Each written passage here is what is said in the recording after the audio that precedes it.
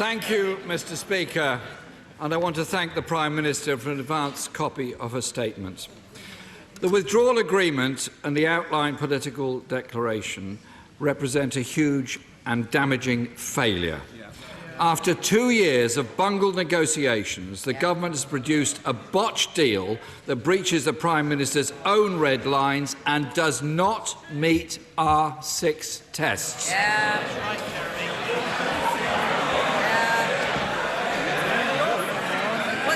The government, Mr. Speaker, is in chaos. Their deal risks leaving the country in an indefinite halfway house without a real say. When even the last Brexit secretary, who theoretically at least negotiated the deal, says, "I cannot support the proposed deal," what faith does that give anyone else in this place or in this country? The government simply cannot put to Parliament this half-baked deal that both the Brexit Secretary and his predecessor have rejected. No deal is not a real option, and the government has not seriously prepared for it. The government must publish its full legal advice and the Treasury a full economic impact assessment of the deal, and the OBR an updated economic forecast. The withdrawal agreement is a leap in the dark, an ill-defined deal by a never-defined date. There is no mention of the Prime Minister's favoured term, implementation period, anywhere in the 585 pages of this document. And no wonder. There is precious little new to implement spelt out in either the agreement or the political declaration. Article 3 of the agreement states transition can be extended to end by 31st of December 20XX. Can the Prime Minister confirm that this permits extensions to be rolled on until 2099? Can the Prime Minister confirm that if the UK government cannot agree a comprehensive future relationship by January 2021, which few believe would be possible, and the last 2 years gives us no confidence this government can, then those negotiations would have to be put on hold? Because the focus would then inevitably shift from negotiations on the future relationship to the negotiations on an extension of the transition period, including further payments to the EU. Article 132 sets out this process fairly clearly.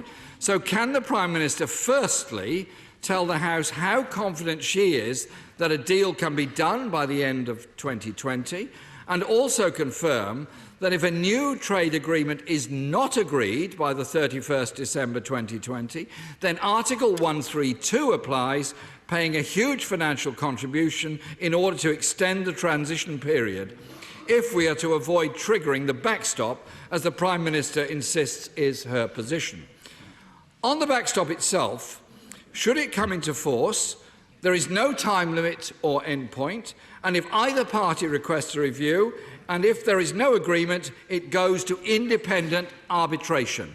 The backstop locks Britain into a deal from which it cannot leave without the agreement of the EU. In the backstop, restrictions on state aid are hardwired in with an arbitration mechanism, but no such guarantee exists for workers' rights.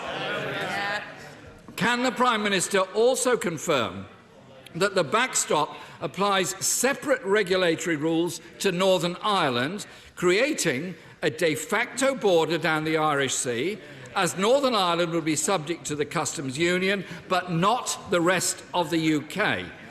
This is despite the fact that the current Prime Minister said this is something, and I quote, no UK Prime Minister could ever agree to. Another of her red lines breached. In fact, the list of EU measures that continue to apply to, quote, to the UK in respect of Northern Ireland runs to 68 pages of the agreement. This affects VAT declarations and rules of origin checks. And it's clear the Prime Minister's red line regarding the jurisdiction of the European Court of Justice has also been torn up. By 2021, Under the Prime Minister's plan, we will either be in a backstop or still in transition, where we'll continue to contribute to the EU budget and follow the rules overseen by the ECJ. It is utterly far-fetched for the Prime Minister to say this plan means we take control over our laws, money and borders. After 2 years of negotiation, all the government has really agreed is a vague 7-page outline of political declarations, which looks like a substantial dilution of the Prime Minister's previously declared negotiating priorities.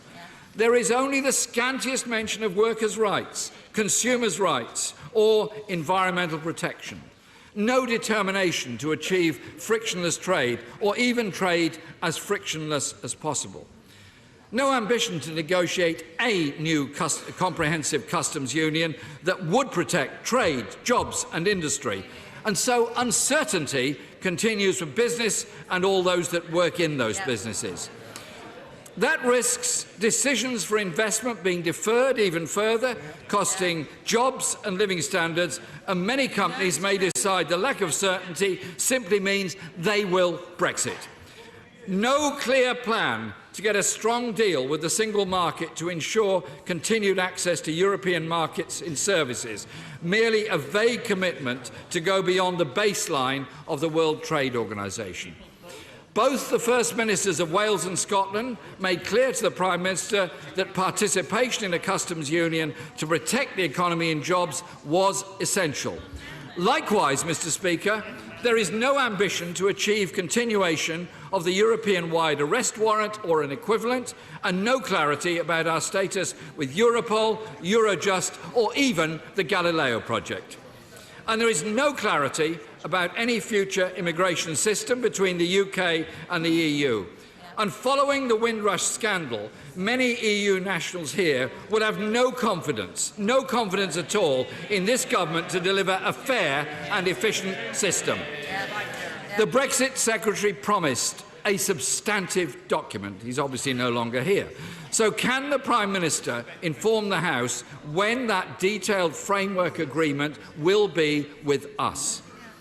Mr. Speaker, this is not the deal the country was promised, and Parliament cannot, and I believe will not, accept a false choice between this bad deal and no deal.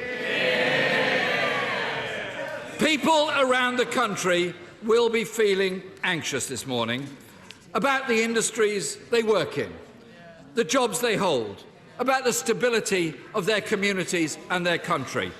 The government must now withdraw this half-baked deal, which is clear does not have the backing of the Cabinet, this Parliament or the country as a whole.